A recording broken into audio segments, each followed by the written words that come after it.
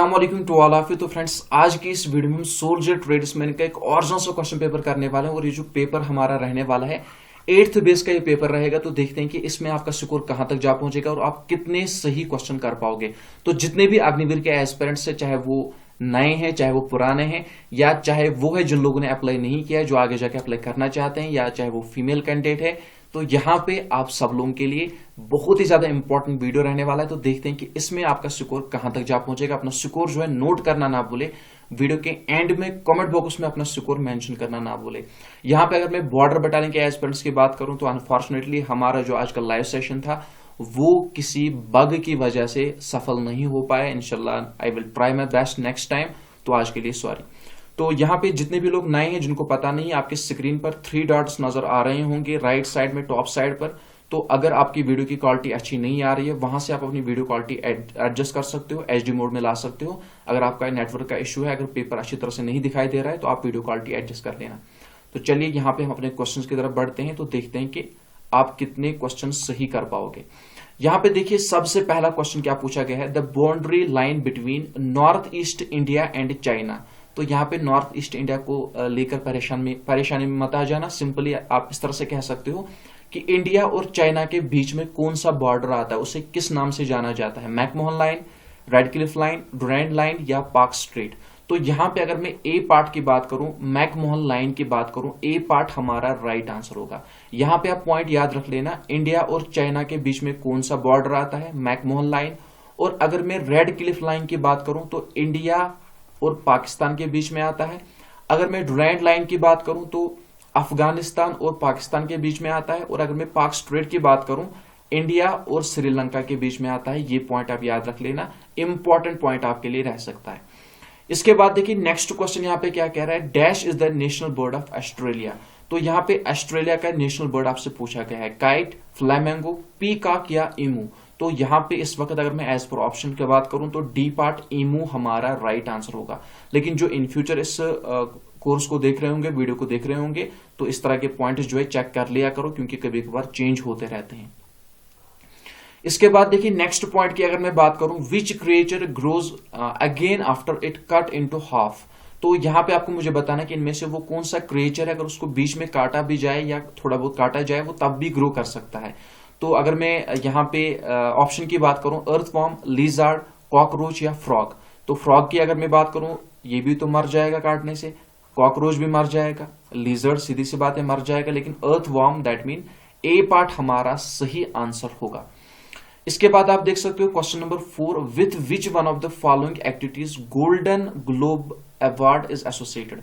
तो आपको बताना जो गोल्डन ग्लोब अवार्ड है इसका संबंध किसके साथ है, films, peace activity, social work या जर्नलिज्म। तो अगर मैं गोल्डन ग्लोब अवार्ड की बात करूं, इसका संबंध किसके साथ है, फिल्म्स के साथ का संबंध है, स्पेशली हॉलीवुड के साथ, ये आप याद रख लेना।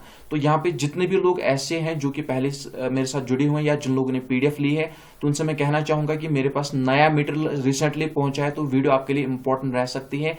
ये आप उसी में से जो है मतलब ये वीडियो अच्छी तरह से देख लेना। और जो आपका पेपर पूछा गया था ना, जो बेंगलोर का पेपर मैंने आपको एज ओरिजिनल दिखाया था, तो मैं देख रहा था उसमें जो क्वेश्चन आए थे ना वो नए भी नहीं आए थे, वो पुराने पेपर से आए थे। जिस तरह से मैं देख रहा हूँ इन पेपर्स में बहुत कुछ यहाँ पे रिपीट हुआ है।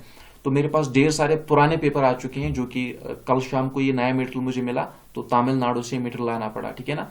तो इसलिए वीडियोस आपके लिए इंपॉर्टेंट रह सकते हैं। इसके बाद देखिए नेक्स्ट क्वेश्चन यहाँ पे क्या कह रहा है, question number 5, Hima Das is associated with which game. तो आपको बताना कि हिमा दास का संबंध किसके साथ है, एथलेटिक्स के साथ है, बैडमिंटन के साथ है, चेस के साथ है या हॉकी के साथ है। तो हिमा दास की अगर मैं बात करूं, इसका संबंध एथलेटिक्स के साथ है, दैट मीन ए पार्ट हमारा सही आंसर होगा। इसके बाद देखिए नेक्स्ट क्वेश्चन यहाँ पे क्या पूछ रहा है, question number 6, on which year Kargil war was fought. तो अगर मैं करगिल युद्ध की बात करूं, ठीक है ना, कब ये लड़ा गया, 2000 में, 1999 में, 1996 में या 2001 में। तो अगर मैं करगिल युद्ध की बात करूं तो 1999 में लड़ा गया बिटवीन इंडिया एंड पाकिस्तान, ये भी आप याद रख लेना। इसके बाद देखिए नेक्स्ट क्वेश्चन की अगर मैं बात करूं, question number 7, which man made structure is visible from space. तो वो कौन सा मैन मेड स्ट्रक्चर है जिसे स्पेस से भी देखा जा सकता है, जो कि विजिबल होता है।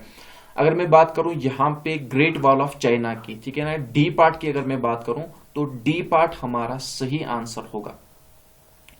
इसके बाद देखिए 8वां प्रश्न यहाँ पे क्या कह रहा है, what is the official language of India. तो इंडिया की ऑफिशियल लैंग्वेज आपसे पूछी गई है। यहाँ पे आपके पास 4 ऑप्शन है, तेलुगु, हिंदी, कर्नाटका नहीं कनाडा है यहाँ पे, या मलयालम। तो यहाँ पे अगर मैं इंडिया की बात करूं एज पर ऑप्शन यहाँ पे बी पार्ट हिंदी हमारा राइट आंसर होगा। अगर इंग्लिश भी एग्जाम में इंग्लिश भी ऑप्शन में होता तो इंग्लिश भी हमारा राइट आंसर हो सकता था। इसके बाद देखिए नेक्स्ट क्वेश्चन यहाँ पे क्या पूछ रहा है, क्वेश्चन नंबर 9, द फर्स्ट यहाँ पे क्या है, modern Olympic in 1896 were held at. तो सबसे पहले आपको नोट डाउन कर लें, जो पहला मॉडर्न ओलंपिक है 1896 में खेला गया। तो कहां पे, यहाँ पे ऑप्शन है Paris France, Athens Greece, Los Angeles या लंदन। तो यहां पे अगर मैं एथेंस की बात करूं दैट मीन बी पार्ट हमारा सही आंसर होगा। इसके बाद देखिए नेक्स्ट क्वेश्चन क्या कह रहा है, यहाँ पे क्वेश्चन नंबर 10, यहाँ पे थोड़ा बहुत जूम इन में कर लेता हूं। देखिए 10वां प्रश्न यहाँ पे क्या कह रहा है, which is the highest gallantry award in India. देखिए यहाँ पे इंपॉर्टेंट पॉइंट है जो कि आपका कंफ्यूजन पॉइंट है, आपको मैं अच्छी तरह समझा सकता हूं, दोबारा से मौका मिल रहा है। अगर मैं बात करूं हाईएस्ट गैलेंट्री अवार्ड की तो वो है परमवीर चक्र, ठीक है ना, परमवीर चक्र is the India's highest gallantry award. लेकिन अगर आपसे highest non military gallantry award पूछा जाए तो वो अशोक चक्र होगा, ये आपको नोट डाउन कर लेना है, इंपॉर्टेंट पॉइंट है। इसके बाद देखिए यहाँ पे नेक्स्ट पॉइंट की अगर मैं बात करूं, नेक्स्ट क्वेश्चन की अगर मैं बात करूं, question number 11, following city is not connected by golden quadrilateral. तो यहाँ पे जिन लोगों को गोल्डन क्वाड्रिलेटर के बारे में पता नहीं है, आपको बताता चलूं, ये एक नेशनल हाईवे है जो कि 4 मेट्रो सिटीज को आपस में कनेक्ट करता है। किस किस को कनेक्ट करता है, कोलकाता को कनेक्ट करता है, चेन्नई को कनेक्ट करता है, दिल्ली को कनेक्ट करता है और साथ ही साथ मुंबई को कनेक्ट करता है। आपको बताना है कि इनमें से वो कौन सी सिटी है जिससे गोल्डन क्वाड्रिलेटर कनेक्ट नहीं करता है, दैट इज ग्वालियर हमारा राइट आंसर होगा, याद रख लेना, इंपॉर्टेंट पॉइंट है, इंपॉर्टेंट प्रश्न है। इसके बाद देखिए नेक्स्ट क्वेश्चन क्या कह रहा है, which among the following Indian state do not have railway station. आपको बताना है कि इनमें से वो कौन सी स्टेट है जहां पे रेलवे स्टेशन नहीं देखने को मिलता है, सिक्किम, गोवा, हिमाचल प्रदेश या नागालैंड। तो अगर मैं सिक्किम की बात करूं, ए पार्ट हमारा सही आंसर होगा। इसके बाद आप देख सकते हो question number 13, in 1945 on which city was the first atom bomb dropped. तो आपको बताना कि पहला एटम बम जो गिराया गया कहां पे गिराया गया, टोक्यो, हिरोशिमा, ब्रिटेन या नागासाकी। तो यहां पे अगर मैं बात करूं, देखिए 6 अगस्त 1945, आई थिंक अगस्त ही है, मंथ चेक कर लेना, आई थिंक अगस्त ही है। 16 अगस्त 1945 पे जो पहला बम गिराया, इस टाइम पीरियड में जो पहला बम गिराया गया वो हिरोशिमा पे गिराया गया। और अगर मैं 9 अगस्त की बात करूं, मंथ चेक कर लेना, अगर यहां पे अगस्त होगा तो यहां पे भी अगस्त ही होगा।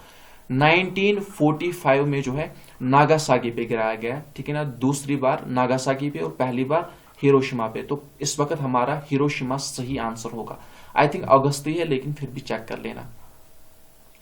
इसके बाद देखिए question number 14, temperance movement was against. तो अगर मैं टेम्परेनेस मूवमेंट की बात करूं तो ये जो मूवमेंट है, अगर मैं बात करूं 1800 के आसपास ये मूवमेंट हुई थी, ठीक है ना।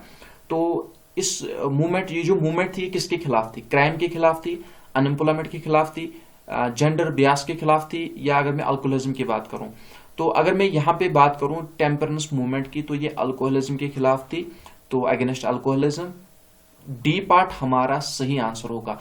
और इस पे एक वीडियो देख लेना या इसकी बायोग्राफी पढ़ लेना टेम्परेनेस मूवमेंट की, आपके लिए इंपॉर्टेंट रह सकता है, इंटरेस्टिंग पॉइंट है, ठीक है ना, तो एक बार से देख लेना। इसके बाद अगर मैं क्वेश्चन नंबर 15 की बात करूं, what market Greece as an independent nation. Simply आपको यह बताना है कि ग्रीस को जो है किस ट्रीटी के बाद आजादी मिली, देखने को मिली।